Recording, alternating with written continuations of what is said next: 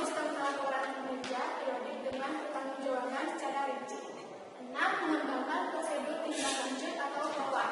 Dengan demikian, penganggaran perusahaan dapat didefinisikan sebagai proses penyusunan anggaran yang dibuat untuk mencapai tujuan perusahaan dalam rangka memperoleh apa? Fungsi anggaran. Anggaran mempunyai beberapa fungsi dalam suatu perusahaan. Karena anggaran merupakan strategi perusahaan dalam pencapaian tujuan perusahaan. 1. Dalam bidang planning. A. Membantu manajemen meneliti dan mempelajari segala masalah yang berkaitan dengan aktivitas yang akan dilaksanakan. B. Membantu mengarahkan seluruh sumber daya yang ada di perusahaan dalam menentukan arah. C. Membantu atau menunjang kebijaksanaan perusahaan. D. Membantu manajemen memilih tujuan perusahaan. E. Membantu menstabilkan kesempatan kerja yang tersedia. F. Membantu pemakaian alat-alat fisik secara lebih efektif. Di bidang koordinasi. A. Membantu mengkoordinir faktor sumber daya manusia dengan perusahaan. B. Membantu menilai kesesuaian antara rencana aktivitas perusahaan dengan keadaan lingkungan usaha yang dihadapi. C. Membantu menempatkan pemakaian modal pada saluran-saluran yang menguntungkan sesuai dan seimbang dengan program perusahaan. D. Membantu mengetahui kelemahan dalam organisasi. 3. Di bidang controlling. A. Membantu mengawasi kegiatan dan pengeluaran. B. Membantu mencegah pemborosan. Dan terakhir, membantu menetapkan standar baru.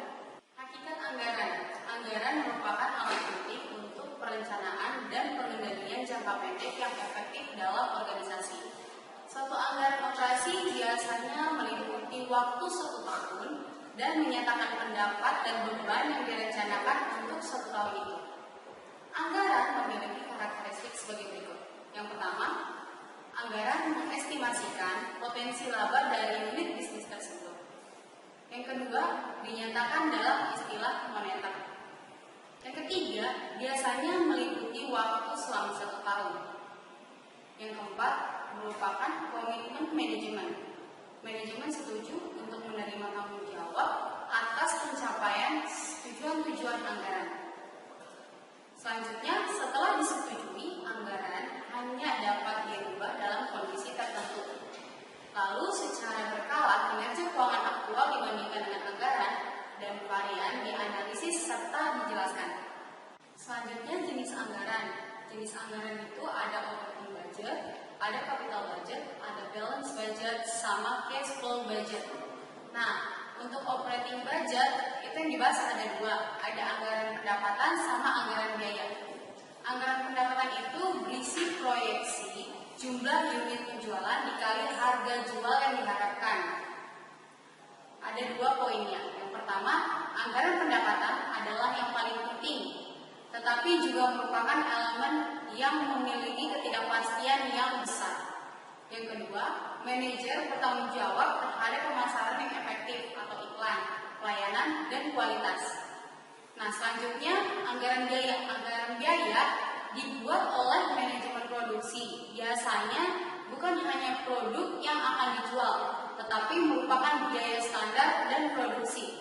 Yang dianggarkan apa aja sih? Yang dianggarkan itu ada biaya pemasaran, biaya logistik, sama biaya umum dan ADM. Biaya pemasaran itu adalah biaya yang terjadi untuk memperoleh penjualan. Biaya logistik adalah entry pesanan, pergudangan, dan pengambilan pesanan. Nah, sedangkan yang terakhir biaya umum dan ADM itu merupakan biaya kebijakan. Selanjutnya capital budget. Capital budget itu berisi kapital proyek yang disetujui, misalnya usulan pengeluaran modal. Nah, terus ada balance budget. Balance budget itu implikasi dari anggaran operasi dan anggaran modal. Nah, yang terakhir cash flow budget. Cash flow budget itu memperlihatkan jumlah kas yang diperlukan selama 1 periode serta cara pemenuhannya. Teknik-teknik kuantitatif anggaran. Teknik-teknik ini terbagi menjadi 2, yaitu simulasi dan perkiraan probabilitas. Simulasi adalah metode yang membuat model dari situasi yang sebenarnya dan memanipulasi model ini dengan jalan tertentu untuk menggambarkan beberapa kesimpulan tentang situasi yang sebenarnya. Persiapan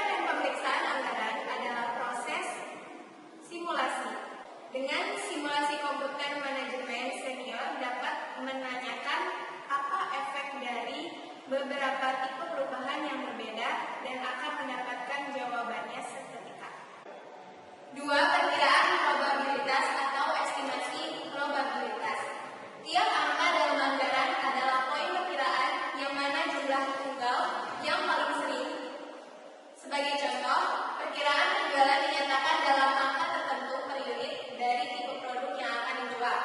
Poin perkiraan sangat penting untuk tujuan pengontrolan. Untuk tujuan perencanaan, bagaimanapun juga, jarak probabilitas yang keluar mungkin dapat lebih menolong. Setelah anggaran disetujui, hal ini mungkin dengan komputer untuk menggantikan distribusi probabilitas untuk tiap poin perkiraan. Model ini kemudian dijalankan beberapa kali dan dikalkulasikan untuk tujuan perencanaan. Ini disebut proses Monte Carlo. Aspek perilaku anggaran. Satu, pendekatan penyusunan, yaitu top down, adalah manajer senior yang menetapkan.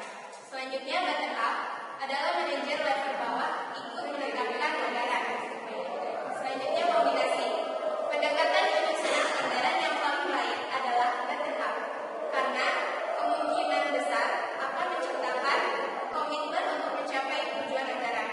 Yang kedua, tingkat kesulitan target anggaran. Anggaran yang ideal adalah anggaran yang menantang tetapi dapat dicapai atau achievable.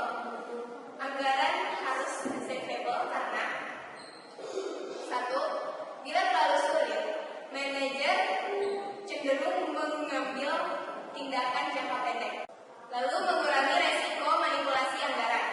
Lalu, senior manajemen dapat menjelaskan ke berbagai pihak bahwa anggaran yang dipakai masuk akal. Pengertian penyusunan anggaran. Penyusunan anggaran adalah proses pengoperasionalan rencana dalam bentuk moneter atau uang untuk kurun waktu tertentu, biasanya 1 tahun, dan menyatakan pendapatan serta biaya untuk tahun tersebut. Peran anggaran yaitu sebagai alat perencanaan dan pengendalian jangka pendek. Teknik penyusunan anggaran. Teknik penyusunan anggaran dibagi menjadi 3, yaitu simulasi, estimasi, dan anggaran tak terduga. Simulasi yaitu metode yang membuat suatu model sesuai kondisi sebenarnya dan mengubahnya untuk menggambarkan beberapa kesimpulan dari kondisi sebenarnya. Penyusunan dan peninjauan anggaran adalah proses simulasi. Estimasi adalah setiap jumlah dalam anggaran merupakan hasil estimasi. Anggaran tak terduga, yaitu anggaran dengan tujuan untuk mengantisipasi jika terjadi penurunan penjualan yang tidak terduga sebelumnya. Berguna agar manajer dapat mengambil keputusan yang cepat dan tepat apabila terjadi keadaan yang tidak diinginkannya. Bagaimana hubungan penyusunan anggaran dengan perencanaan strategis? Hubungan kedua hal tersebut sangat erat karena perencanaan strategis mendahului penyusunan anggaran dan menyediakan kerangka kerja dalam anggaran tahunan. Anggaran tahunan dikembangkan dan diproses dalam penyusunan anggaran tersebut. Fokus pada 1 tahun, sementara perencanaan strategis fokus pada aktivitas-aktivitas yang mencakup periode beberapa tahun. Perbedaan perencanaan strategis dan penyusunan anggaran. Perbedaannya adalah proses penyusunan anggaran fokus pada 1 tahun, sementara perencanaan strategis fokus pada aktivitas yang mencakup periode beberapa tahun. Yang kedua, perencanaan strategis mendahului penyusunan anggaran dan menyediakan kerangka kerja dalam anggaran tahunan yang dikembangkan. Suatu anggaran intinya merupakan potongan 1 tahun dari rencana strategis organisasi. Yang ketiga, perbedaan lain antara rencana strategis dan anggaran adalah bahwa rencana strategis intinya terstruktur berdasarkan ini produk antar program lain, sementara anggaran terstruktur berdasarkan pusat tanggung jawabnya.